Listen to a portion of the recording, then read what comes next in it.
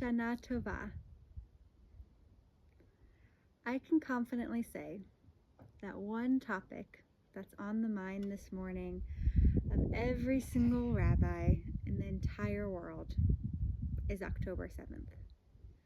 It's not lost on us that the first yahrzeit anniversary of this tragic, traumatic day falls during the Yamim Noraim, the days of awe, the 10 most sacred days of the year. How are we supposed to spend the next week and a half preparing for repentance and atonement when our own pain is still so fresh and tender? I have never been someone who has consistently watched, listened to, or read anything like Oprah or Dr. Phil, insightful talk shows or columns featuring interviews that offer perspective on the world. I love Oprah, but shows like that never captured me to consume regularly. Then, a few years ago, a dear friend insisted I listen to an episode of the podcast, We Can Do Hard Things. The premise is it explores all of the most difficult, hard parts of life, offering insights, perspectives, and support to help them feel at least a little less hard. The awesome lesbian couple who host it, Abby Wambach, Glennon Doyle, and her sister, Amanda Doyle, have featured interviews with Michelle Obama, Oprah, Brene Brown, Vice President Kamala Harris, Rabbi Danya Ruttenberg, the Palestinian and Israeli activist organization Standing Together, and countless other therapists, politicians, doctors, and other leading professionals in their fields. Their skillful approach of exploring these topics has completely captured me. They authentically articulate their feelings and thoughts, not censoring themselves or of cuss words or other colloquial slang, making it feel that much more real. They transparently and intimately share their own experiences, vulnerably opening up about their own eating disorders, cancer treatments, and struggles to find self-love. And their conversations reach profound depth, soaring through the spiritual, emotional, and intellectual realms. I have been surprised to find myself listening to nearly every single episode, which they release 2 per week, laughing at the idea that these non-Jewish women have become my rebbes. When they end an episode, though, about the Israeli-Palestinian conflict, or about what if Trump is elected, or about a loved one committing suicide, with the mantra that they end the episode with of, we can do hard things, something honestly moves in me. A leader, whether it's a president, a rabbi, or a podcast host, cannot be expected to prevent all hard things, but they ought to be expected to empower us to feel like together we can handle them. We can do hard things. While it was pure evil for Hamas to attack during the holidays last year, if we have to have a day like October 7th to mourn, it is a gift to get to mourn it together amidst these holiest days. This is a hard thing. Hamas raping innocent festival goers is hard. The Israeli Defense Force murdering innocent Palestinians is hard. The nuanced tensions of this conflict dividing up Jewish communities around the world is so hard. Being in the middle of a presidential election season like this one is hard. Whatever you are personally currently struggling with, I have no doubt, is hard. Life has beautiful, playful, meaningful moments, and in between, life is hard. Life will always be hard. So the real question is, how do we make life feel worth it despite the hard? How do we find moments of joy and meaning in the midst of the hard? How do we do hard things? Part of what really speaks to me about the podcast, We Can Do Hard Things, is that it's not just a one-way street of these strangers somewhere on the planet just talking at me. They have really intentionally cultivated a loving community, which they refer to as the Pod Squad. They regularly feature questions from the Pod Squad, in which anyone can call in and leave a voicemail with a question about anything hard in life, with a chance of it being featured in an episode.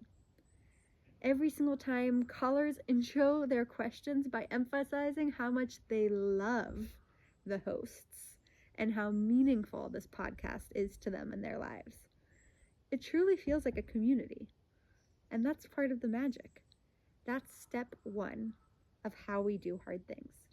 We do them together. So with that sentiment, I decided to survey my wisest loved ones to feature their voices in this sermon, just like the podcast does with the Pod Squad. 3 months ago, I sent out a mass message asking this question.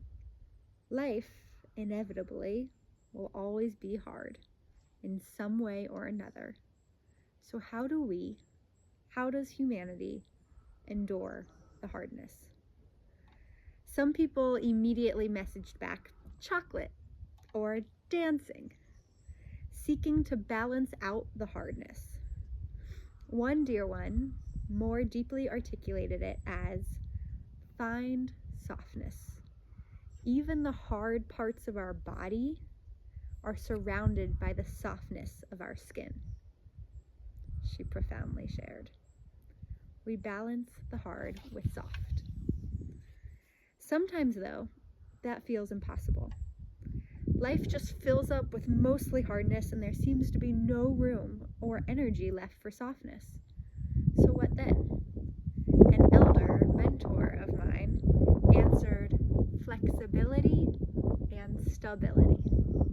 If we aren't able to flex with all the ups, downs, ins, outs, sideways, crossways, good, bad, polarizing, and find the rainbow of possibility in the middle, our chances as a continuing species are seemingly reduced.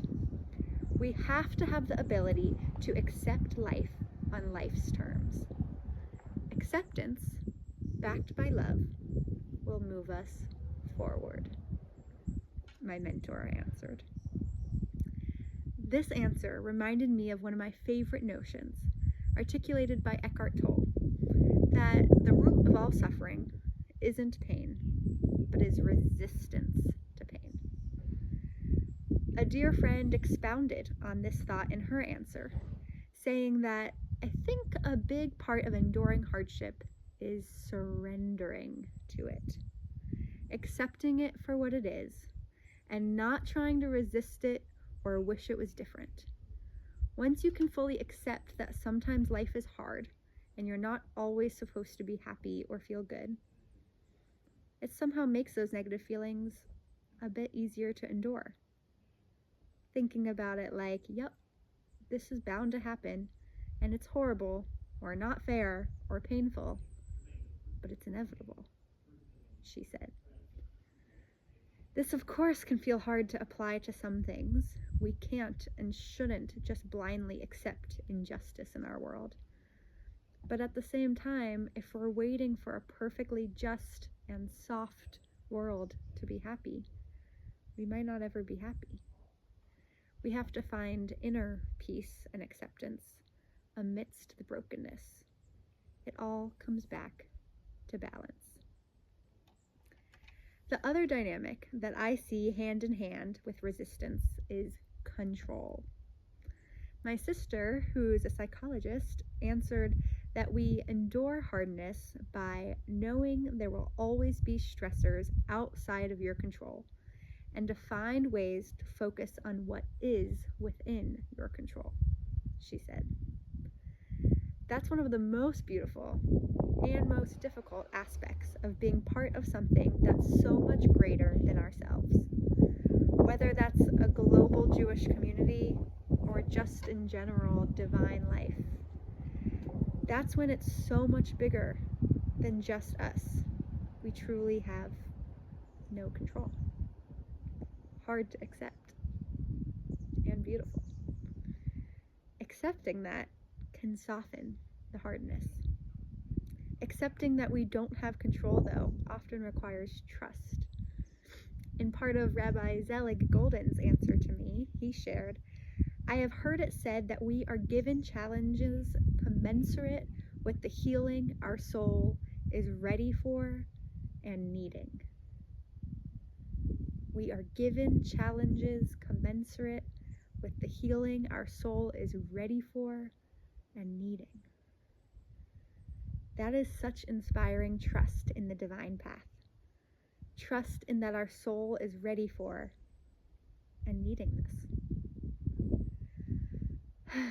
So, as we approach the yahrzeit of October 7th, with this war devastatingly still in full force, that's how I am coping with and healing from the hardness of life. Balancing out hardness with softness, accepting that life is hard, engaging with what we do have control over, and trusting that our soul can handle this, especially together. 5784, this past Hebrew year, was defined by these sources of hardness. So let us define 5785 with hope for softness together. So on this Rosh HaShanah, on this very first day of our new Hebrew year, I am here to advocate and empower you that indeed, together, we can do hard things.